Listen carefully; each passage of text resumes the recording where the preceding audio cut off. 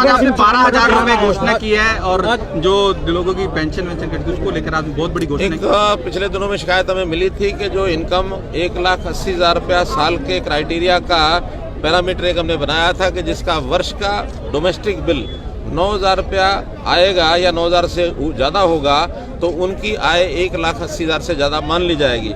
लेकिन शिकायतें काफ़ी हमको जो मिली हैं, हमने उसका एक सर्वे भी कराया है, उसमें से ये ध्यान में आया कि इस बिल को और थोड़ा राशि को बढ़ाया जाए, तो उसकी लिमिट 9,000 की बजाय 12,000 रुपये कर दी है। और 12,000 रुपये से ऊपर का अगर बिल होगा तो निश्चित रूप से उसका 1,80,000 इनकम मानी जाएगी। अन्य पैरामीटर इनकम को असेस करने के बाकी जो है जो पहले की तरह बाकी रहेंगे। राशन कटना पेंशन की ज्यादातर 2 दिन मैं खुद कवर कर रहा हूँ, 2 दिन ये समस्याएं हैं, राशन लोगों के कट गए हैं पेंशन की, तो उसको मुख्यमंत्री जी कुछ करेंगे, कुछ कैंपेन चलाएंगे? नहीं, मैंने बताया कि राशन कार्ड जिनके कटे हैं वो कटे नहीं हैं, वो हमने ही जिनकी इनकम 1,80 से ऊपर आंकी जाती है उनके राशन कार्ड काटते हैं, सबके अपने आप नहीं कटते हैं। अब जिनका मान लो इनकम टैक्स रिटर्न भरा हुआ है तो निश्चित रूप से 1,80 से ऊपर है, और जिन परिवारों में मान लो सरकारी नौकरी किसी की लग गई है या प्राइवेट नौकरी भी 15,000 रुपये से ऊपर लगी है तो गणित है 1,80 से ऊपर का है, तो इसलिए ऐसे लोगों के ही राशन कार्ड कटे और किसी के नहीं।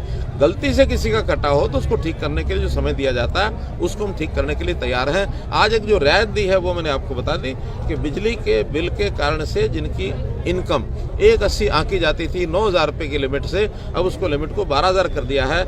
9,000 से और 12,000 के बीच में अगर कुछ लोग ऐसे राशन कार्ड कटे होंगे तो तुरंत उनको बहाल किया जाएगा। महागठबंधन इकट्ठा हो गया है 2024 के लिए, सिर्फ और सिर्फ मोदी को हराने के लिए, क्या कहेंगे? पूरे सभी, चाहे ममता बनर्जी इकट्ठी हो रही, केजरीवाल साहब इकट्ठे, तमाम लोग इकट्ठे। देखिए ये कोई पहली बार नहीं हो रहा है। जब भी किसी की ताकत बढ़ती है तो जो सामने लोग होते हैं, जो निराश हो चुके होते हैं, जिनको सत्ता से नजदीक दिखाई नहीं देती है, वो किसी एक को दूर करने के लिए आपस में इकट्ठे होते हैं, और जो इकट्ठे होते हैं ये उनके कमजोरी का एक प्रमाण होता है। तो कमजोर व्यक्ति सामने इकट्ठे होते हैं, ये आज नहीं, डेमोक्रेसी जब से शुरू तब से ही होती है, तो आगे भी होगी।